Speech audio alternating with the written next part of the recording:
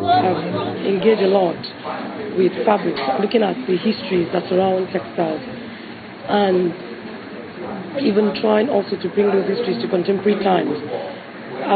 My work has looked into the influx of used clothing, and also looking at used clothing, that's Okrika, and looking also at the possible implication that these used clothes have on the textile industry, on the fashion industry in our own context. This surgeon to find her voice has taken her 3 years and many nations. I'm still working with a textile museum in New York, where I'm trying to also find out how I can conserve these fabrics. Though for the smaller scale work that I do, I use some kind of adhesive on the fabrics, such that the fabrics cannot be eaten up by insect or anything, or any kind of termite. But for the larger pieces that I do, which are mostly all fabrics, I'm still working on finding conservative measures.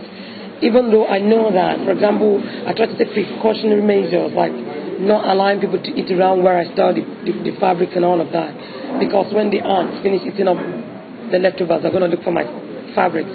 But then I'm still looking at sustaining measures that I can conserve the works here in Nigeria.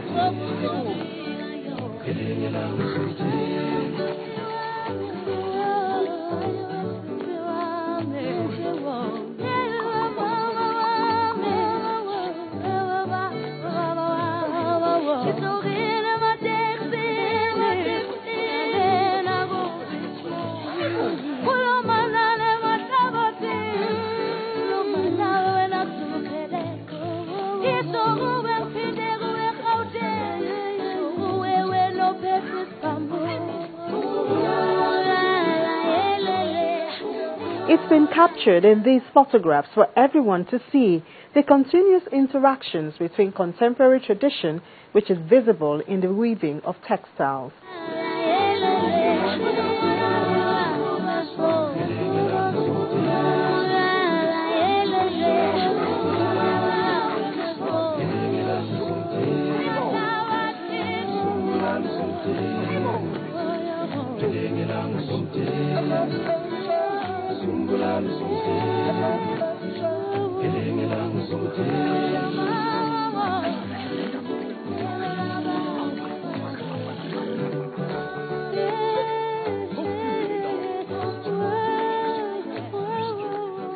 I generate fictitious history to support these works. This history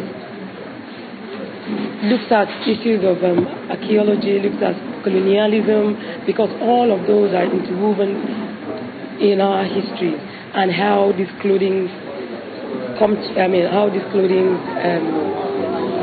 are produced.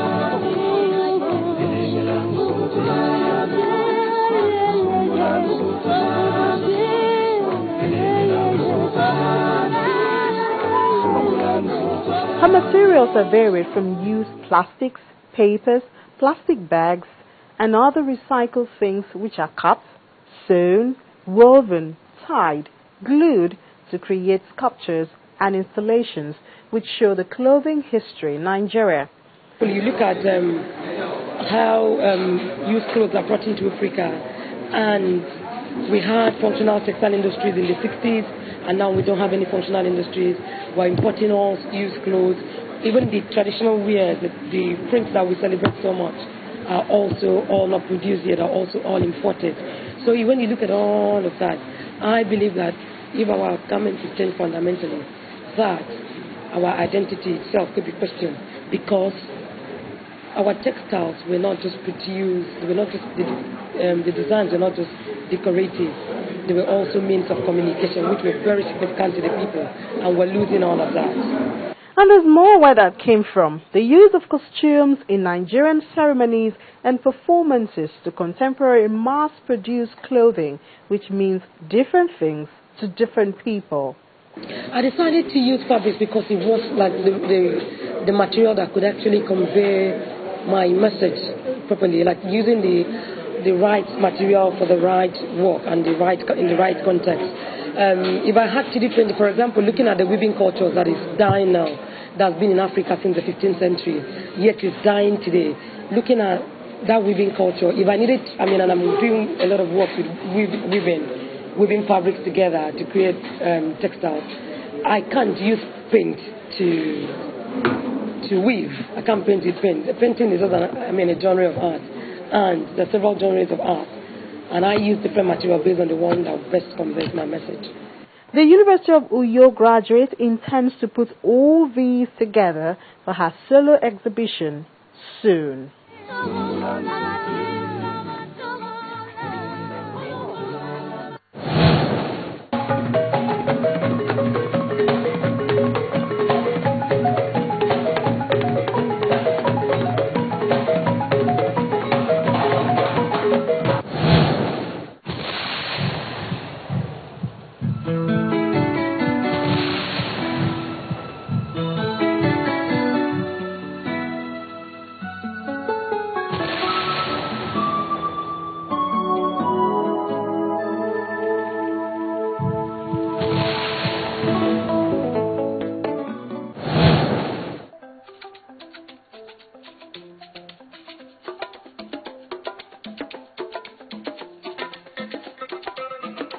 The centenary celebration is going to involve a lot of art, culture, and entertainment.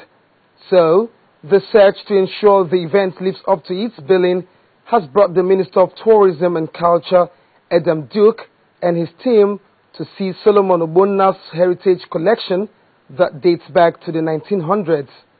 There are works of this magnitude in the hands of a private collector. I was amazed first and foremost from point of view of my anxiety about how he's able single-handedly to cope and maintain such enormous works and in such great numbers. They had heard about these artifacts from far and wide. Now they have come to see things for themselves, and they were not disappointed.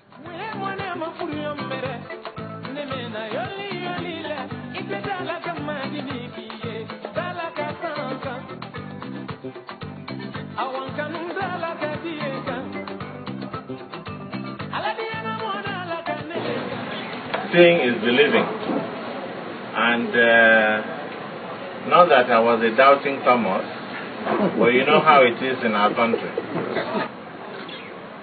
These works, these treasures,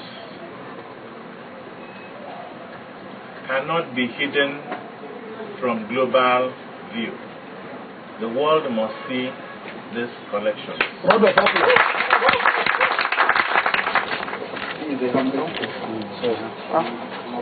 Surrounded by a handful of art enthusiasts, Mr. Ogbonna proudly takes his visitor on a tour of his collection, which was passed from father to son.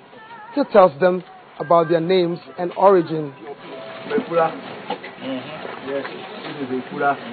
I have a total of 6,700 pieces of artwork.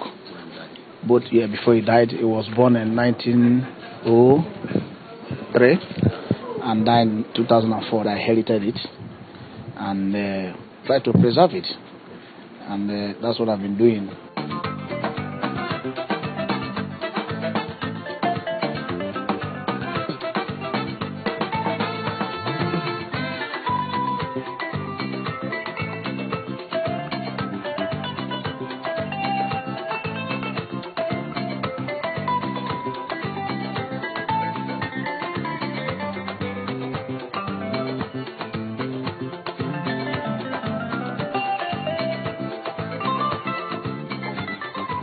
And he talks about his passion for sustaining a legacy and documenting history.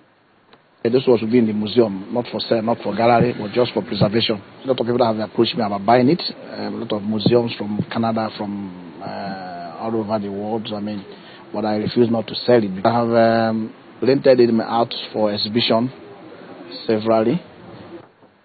These works tell a tale about Nigeria's rich cultural heritage that has been safely tucked away in some private collections, one that would once again be showcased to the world during Nigeria's 100 years celebration.